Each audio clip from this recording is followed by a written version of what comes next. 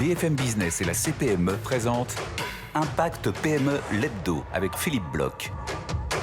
Bonjour à toutes, bonjour à tous, bienvenue dans le 5e épisode de la saison 3 d'Impact PME. Vous le savez, un événement entièrement consacré aux TPE et aux PME en collaboration avec la CPME. Au programme aujourd'hui, un thème majeur qu'on va explorer avec 3 experts et dont évidemment 2 entrepreneurs, les difficultés de recrutement qui sont, on ne l'attendait pas, un thème majeur de cette rentrée, de plus en plus prégnant dans la vie des entreprises. Et on va parler avec mes 3 invités aujourd'hui, avec, je le disais, 2 entrepreneurs. Karine Lafont, qui est gérante de Nature House et présidente de la CPME d'Indre-et-Loire. Bonjour Karine. Bonjour. Première émission de télé ? Première émission. Un peu de stress ? Un petit peu. Tout va bien se passer. Avec Sylvie Duras. Sylvie, vous êtes directrice des éditions chez Wolters Kluwer France et vous connaissez bien le social et les préoccupations sociales des entrepreneurs. Et puis François Asselin, que j'ai enfin dans cette émission, puisqu'on devait se voir il y a quelques semaines quand on a démarré notre cycle. François, président de la CPME, vous aussi bien sûr entrepreneur d'une magnifique entreprise, passionné du patrimoine français. On commence ensemble François, parce qu'on n'a pas eu l'occasion de lancer cette saison et j'aimerais faire un peu une note d'ambiance avant de focuser sur ces difficultés de recrutement. Ils en sont où nos amis de la CPME, ces entrepreneurs de PME, dans cette période folle? On pense toujours, et on ne pense qu'à ça, à nos entreprises et à nos entrepreneurs, puisque comme vous le savez, on ne sépare jamais la personne morale, l'entreprise de la personne physique, l'entrepreneur. Les deux doivent fonctionner ensemble, les deux doivent communier ensemble. Et globalement, les entrepreneurs, ils ont globalement du boulot, de l'activité. Alors vous savez que lorsque le carnet de commande se remplit, lorsqu'on a des perspectives, déjà, on dort un petit peu mieux. Absolument. Mais on a quand même quelques difficultés devant nous. Il y en a d'autres. Il y en a d'autres. Et ça fait partie de la vie. Et puis, de toute façon, les difficultés, elles sont faites pour être franchies. Et donc, on a, bien sûr, on va l'évoquer, le sujet de la pénurie de main-d'œuvre, mais on a aussi parfois la pénurie de matières, de matériaux, de composants, le surenchérissement des matières premières, le coût des approvisionnements qui aussi augmente, les perturbations sur le trafic des containers, qui fait que ceux qui travaillent avec l'étranger ou qui ont besoin de l'étranger pour alimenter leur outil de production, eh bien, sont affectés par cette crise. Le coût du transport maritime. Le coût du transport maritime. Mais malgré ça, écoutez, on garde espoir parce qu'il y a plein d'opportunités. Le numérique en est une, la data, on en parlait, mais aussi tout ce qui concerne le développement durable. Donc, c'est un vrai sujet qui concerne toutes les entreprises, tous les entrepreneurs. Et il y a de l'espoir. Et dans cette semaine importante où le Covid nous menace à nouveau, vous êtes plutôt confiant ? Écoutez, on ne va pas se laisser impressionner. Certainement pas. Par le Covid. C'est pas notre style. Maintenant, on a quand même la vaccination, on a des mesures barrières qu'on a appris à mettre en place dans nos organisations. Écoutez, il faut peut-être remettre un petit niveau de vigilance supplémentaire sur ces mesures barrières, et puis on va continuer d'avancer. François, parlons des difficultés de recrutement. Elles sont partout. Tout secteur confondu, les gens quittent le monde du travail, de manière pas massive, mais de manière accélérée pour certains d'entre eux. C'est dû à quoi ? Quelle analyse faites-vous à la CPME de ce changement sociétal ? Alors, ce qu'il faut savoir, c'est que déjà en 2019, lorsque ça tournait quand même pas mal la machine économique en France, on avait ces problèmes de recrutement. Donc la pandémie nous tombe sur la tête. Et là, vous avez des salariés qui sont restés chez eux pendant parfois plusieurs mois. Je pense entre autres à l'hôtellerie-restauration. 250 000 qui sont manquants aujourd'hui. Tout à fait, avec des métiers quand même avec de grosses contraintes. Travailler le week-end, travailler en horaire décalé. Puis là, on s'aperçoit qu'on prend goût à voir grandir ses enfants, être avec sa femme, son époux, etc. Et repartir dans son activité précédente, quand bien même on aimait son métier. La question n'est pas de ne pas aimer son métier. C'est compliqué. Et ça, humainement, on peut le comprendre. Et d'un seul coup, on se pose des questions. Comment je peux réorienter ma carrière professionnelle, etc. Donc nous, entrepreneurs, qui sommes concernés par cela en face de ça. Comment on y répond ? Comment on y répond ? C'est la vraie question. On y répond bien évidemment par des incitations, par de la motivation. Donc il faut travailler quelque part ce qu'on appelle sa marque employeur. Donc déjà dans sa propre entreprise, se dire qu'est-ce que je peux, entre guillemets, vendre, entre guillemets, à ceux qui veulent bosser dans mon entreprise. Il y a la question du salaire. C'est une vraie question, mais pas que. Comment je peux réorganiser pour faire en sorte que chacun puisse retrouver un moment son mercredi, peut-être son samedi ou son dimanche. Bref, il faut repenser la vie de l'entreprise. Alors, c'est vrai, c'est un petit peu embêtant, mais en même temps, c'est peut-être on n'a pas le choix. Pour attirer et retenir. Voilà, c'est en même temps, exactement, c'est en même temps une occasion de bien repenser et de redonner du sens à son entreprise. Alors, on a un bon exemple avec vous, Karine Lafont, d'une entreprise. Une TPE, vous avez aujourd'hui 3 boutiques, 3 magasins, 3 centres Nature House, 4. Vous en aviez 5 ? J'en avais 5. Vous en avez fermé un et vous avez perdu des équipes, donc vous ne pouviez plus faire tourner en fait votre entreprise dans ce point de vente-là. Qu'est-ce qui est arrivé ? Et en plus, je le précise quand même, parce que vous aimez le management, vous faites partie du centre des jeunes dirigeants, qui sont des gens qui sont très très concentrés sur justement l'humain, qui s'interrogent sur les façons qu'évoquait François Asselin, de motiver les gens autrement que par l'argent, parce qu'on n'a pas toujours les moyens de motiver par l'argent. Vous aimez ça et pour autant vous êtes victime de ce problème aujourd'hui depuis pas mal de temps, non? Ça dure depuis combien de temps? 2019. J'ai fermé en 2019 le centre que j'avais ouvert. Oui. Donc j'ai ouvert, j'avais des clients, j'avais tout ce qu'il fallait pour réussir. C'est un nouveau centre que vous ouvriez? C'était un nouveau centre et que vous n'avez pas pu perdurer. J'ai ouvert en 2017. Waouh. Et la collaboratrice que j'avais mis dans ce centre est tombée enceinte, en me disant je promets, je reviendrai.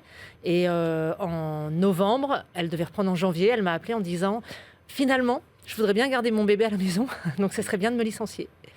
Voilà, donc j'ai pas accepté, donc elle n'a pas repris son poste de travail, donc elle m'a forcé à la licencier. Et un mois après, j'ai eu 2 démissions sur un autre centre, où 2 jeunes qui voilà, s'étaient un peu monté la tête et ont décidé de partir en bloc. Et je me suis retrouvée avec 3 personnes de moins sur une équipe de 7. Il a fallu faire un choix. Et zéro possibilité autour de vous de recruter à cette étape? Alors le problème, c'est que des gens moi, profiteurs. j'ai un travail qui est très technique. Parce Pourquoi que je n'embauche que des diététiciennes diplômées d'État. D'accord. Il faut en a qu'elles peu soient bac plus... Il y en a, Mais il y a une mais pénurie. derrière, il faut que je les forme.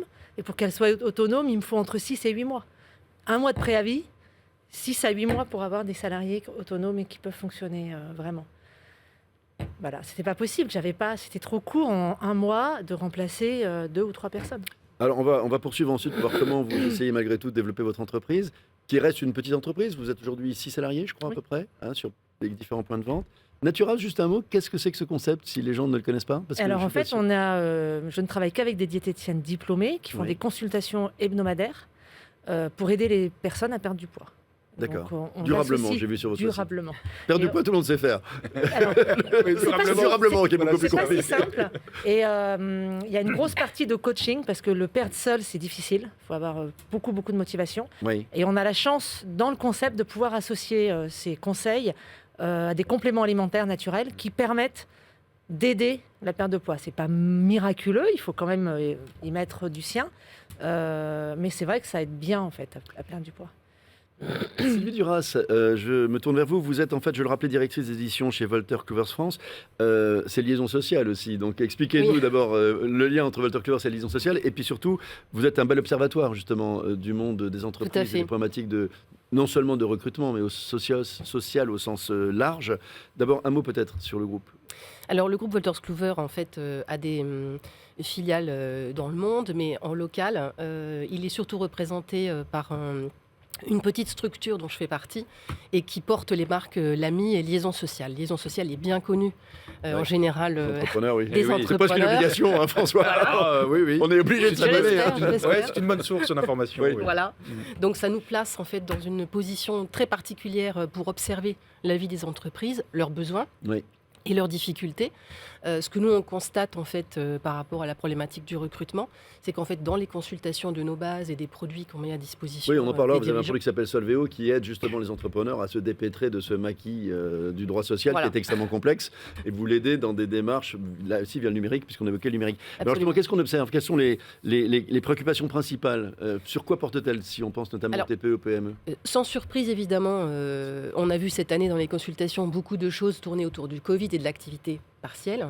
C'était le sujet phare et majeur qui préoccupait les dirigeants, mais aussi, et ça rejoint tout à fait les problématiques que vous avez dû affronter, les difficultés liées au recrutement et à la vie du contrat de travail.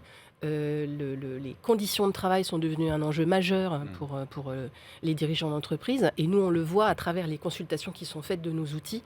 Ça devient vraiment prégnant dans leur questionnement. Je crois que vous avez mené une étude en fait en 2021, c'est ça? Tout à Est-ce qu'on fait. peut en dire un mot éventuellement? Bien sûr. Oui. Avec Opinionway, Oui. qui en fait, pour Wolters Kluwer, a mené cette étude auprès d'environ 400 entreprises, notamment des PME. 60% de PME étaient interrogées.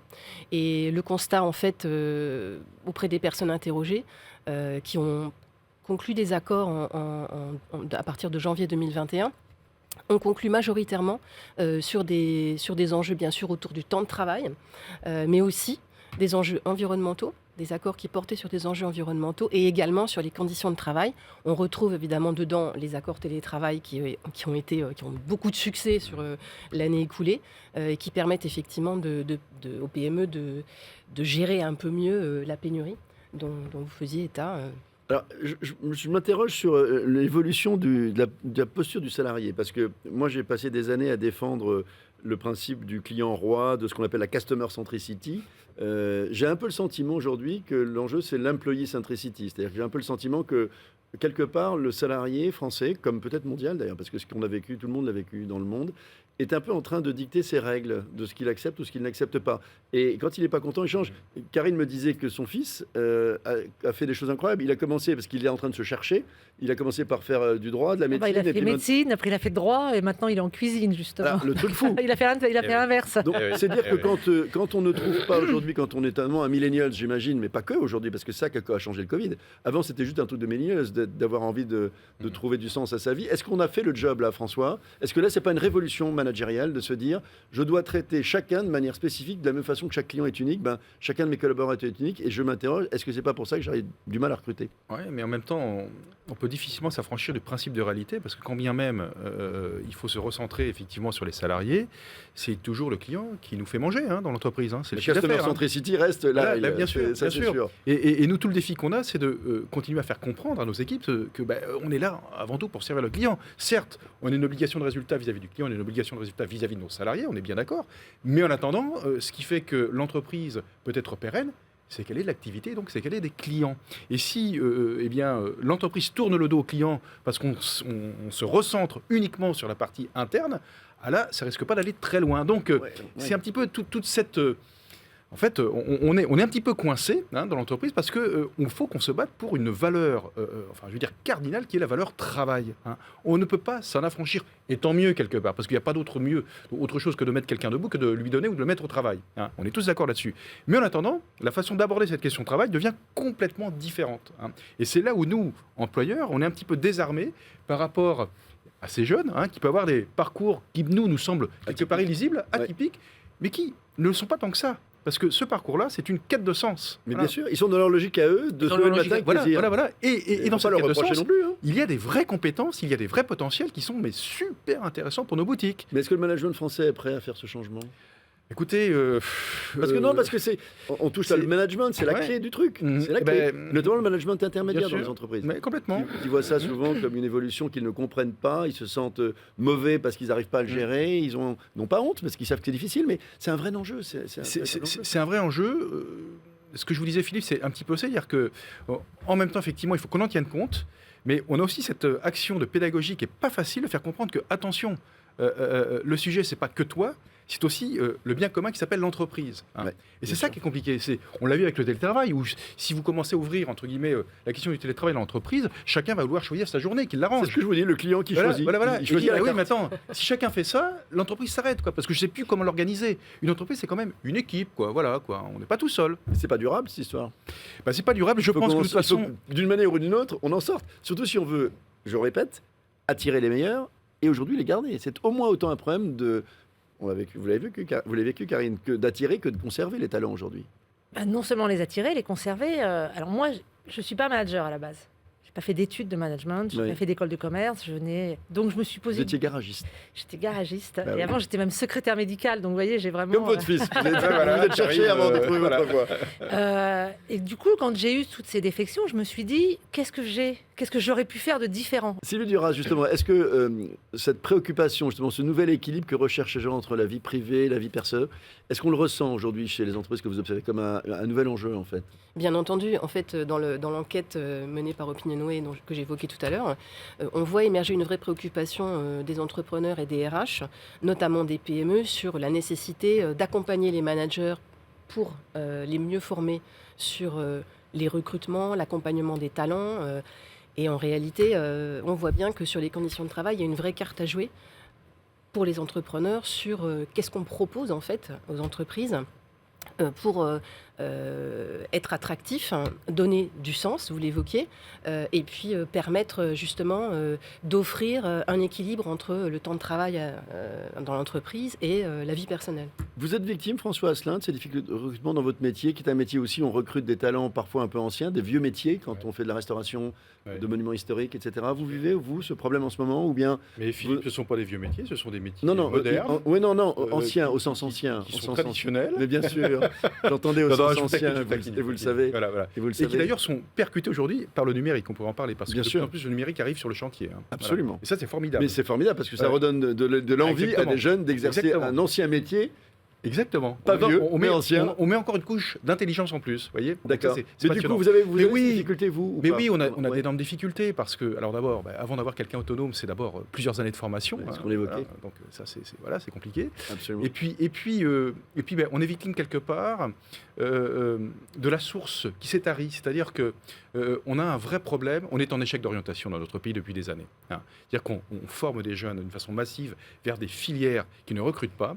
Et là, on a besoin de recruter. On ne forme pas ces jeunes. Hein. Ouais. En clair, quelqu'un qui a du potentiel, qui est au niveau terminal, s'il choisit une filière professionnelle, il risque d'avoir le corps professionnel professoral qui va lui dire, écoute, tu mérites mieux de ça, et les parents qui risquent de penser, il va être smicard, mon enfant, toute sa vie. Ce qui est faux. Les deux sont faux. Mais en attendant, l'angoisse est réelle. Donc il faut répondre à ces deux questions. Et ça, c'est pas rien, parce qu'il faut s'adresser à qui ? Aux familles et à l'éducation nationale. Donc là, il y a un gros boulot. Je dirais presque culturellement, il y a un boulot énorme. Mais on a des solutions. Il y a des pays où ça fonctionne. Vous prenez la Suisse. Quand votre choix sorti du niveau terminal est de prendre une filière professionnelle, le niveau académique ne baisse jamais. C'est-à-dire que vous gardez toujours l'espoir de passer de la filière professionnelle à la filière académique sans aucun problème, en toute fluidité. Vous avez donc l'espérance d'avoir le plus haut niveau de qualification ou de diplôme, quel que soit votre choix initial. C'est pour ça qu'un médecin a pu commencer plombier. Sylvie Duras, juste un mot sur Solveo, justement, parce qu'une des difficultés des TPE-PME, c'est que souvent, elles n'ont pas forcément de grosses équipes dédiées aux ressources humaines. Un DRH, il faut l'amortir, et quand on a une petite équipe, on n'a pas de DRH, normalement, enfin, à partir d'une certaine taille, évidemment.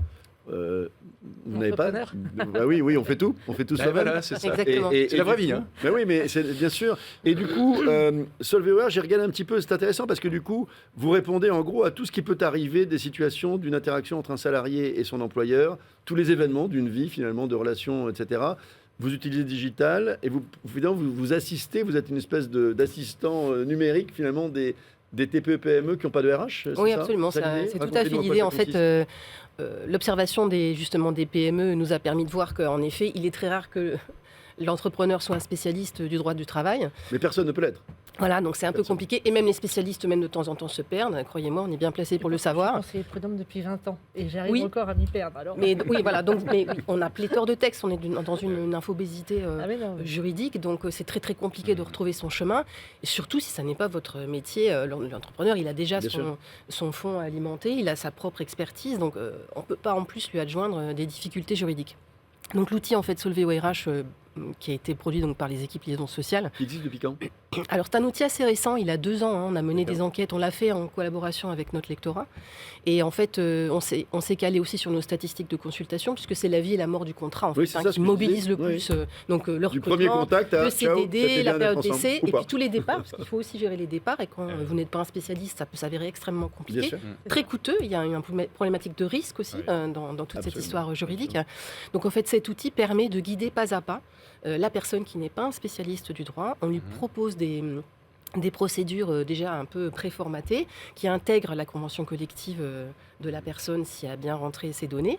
On est dans le full digital, hein, c'est un outil qui n'est pas du tout en version papier. Enfin ça, on oublie chez Liaison. Donc du coup, on est vraiment sur quelque chose d'assez fluide et on offre en plus une base d'informations juridiques sous forme de questions-réponses. Vraiment, on D'accord. essaye d'expliciter le droit dans sa forme la plus simple, mais tout en gardant quand même une sécurisation juridique. Karine Lafont, comment vous gérez-vous ces sujets-là quand vous avez perdu des salariés pour régler les formalités de départ, etc. Qui fait ça pour vous? C'est vous qui le Alors j'ai faites? un expert comptable. Alors je le faisais au début Oui. et malgré mon expérience, je me suis retrouvée au prud'homme. Donc je me suis dit non, c'est devenu trop complexe. Les jurisprudences changent et le droit du travail est malheureusement pas fait pour les TPE-PME. Il est fait pour des entreprises qui provisionnent le risque social. Et la moindre erreur peut coûter l'entreprise Exact. aujourd'hui. J'aimerais que vous me rassuriez. sur le fait que je voudrais pas que vous baissiez les bras et que votre entreprise ne grandisse plus parce qu'il y a des difficultés devant vous. Je sais que c'est pas votre nature. Alors, je suis Mais en j'aimerais train que vous me de... disiez comment vous allez vous en sortir pour que quand on se revoit dans 1 an, dans 2 ans, votre entreprise ait grandi malgré ces emmerdements du moment sur ce sujet qui est majeur parce on le fait qu'avec des équipes et en plus c'est notre plaisir de recruter, de faire grandir des gens. C'est la vocation même de l'entrepreneur. Donnez-moi une vision optimiste de l'avenir de Nature House. Alors, à la CPME, je suis sur un sujet. On est en train d'organiser dans les 6 mois une conférence sur qu'est-ce qui fait rêver les jeunes dans l'entreprise. Ah oui. Pour trouver un équilibre entre le rêve et la réalité, parce qu'il faut aussi fournir le travail qui convient à l'entreprise. En plus de mes difficultés de recrutement, je perds un local là, donc je suis en train de chercher un local. Et donc je suis en train de travailler sur un projet où je proposerai à mes collaboratrices autre chose en fait que uniquement leur métier de diététicienne. D'accord. Et donc du coup peut-être organiser des ateliers de stretching ou tout ce qui peut être touché à la perte de poids, mais offrir à mes clientes. Et voilà, parce qu'elles ont aussi l'impression, elles sont comme des médecins, hein, tous les quarts d'heure il y a quelqu'un qui rentre, il faut l'entendre, l'écouter, lui trouver de quoi l'aider. Et il sort et puis elles en prennent un autre, donc il y a une espèce de répétition qui peut effectivement lasser.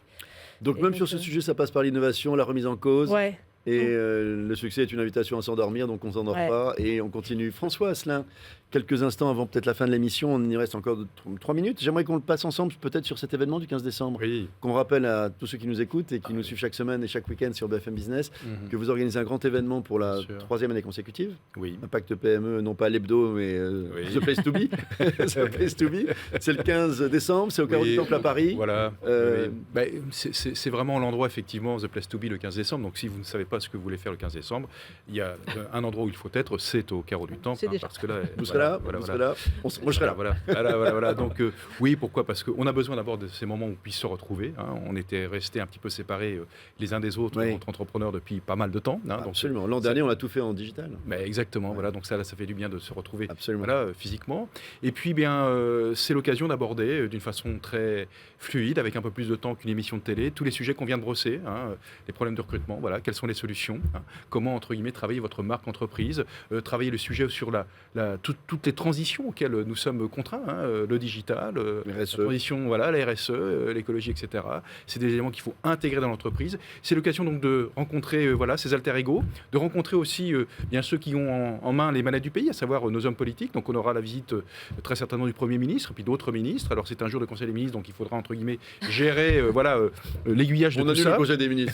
C'est beaucoup plus important de venir. Mais des fois, elle était repoussée ou avancée. Donc ce sera peut-être une jour sans Conseil des ministres, mais en tout cas, nous, on sera là.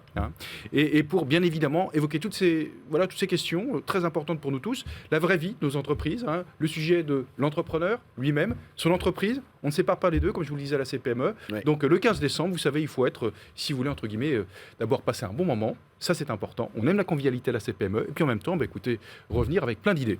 On aura notamment aussi Juliette Funès, qui est de plus en plus présente justement dans les entreprises sur la thématique de comment expliquer effectivement ce qui est en train d'arriver dans la tête de nos salariés, comment expliquer cette fameuse quête de sens. Je suis quand même très frappé qu'effectivement le sens maintenant soit partout. C'est-à-dire que je crois que la vraie révolution vraiment chez moi, je pense que l'analyse qu'il faut qu'on fasse de ces problématiques de recrutement, c'est véritablement que plus personne aujourd'hui ne réfléchit à son job sans penser à la raison pour laquelle il se lève le matin. Ce qui était uniquement un truc avant, je le dis souvent, mais de millennials.